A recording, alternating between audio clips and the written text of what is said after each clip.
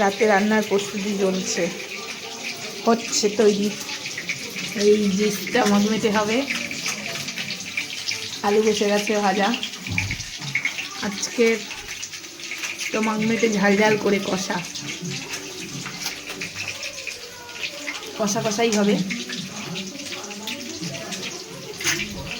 একটা আলাদা পদ্ধতিতে রান্না হচ্ছে, একটা অল্প একটু আলাদা, একটা ডিম দিয়ে নুন দিয়ে গোলমরিচ দিয়ে একটু মেখে রেখেছে।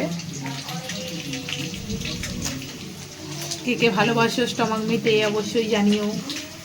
আমার তো খুব প্রিয়, বিশেষ করে মেটে। খাসিও ঘাট মুরগি মেটে না হলে আমার মাংসটা ঠিক খেয়ে জমে না। কষা কষা।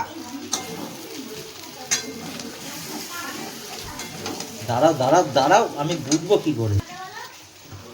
গরমা গরম স্টমাক মেটে কষা।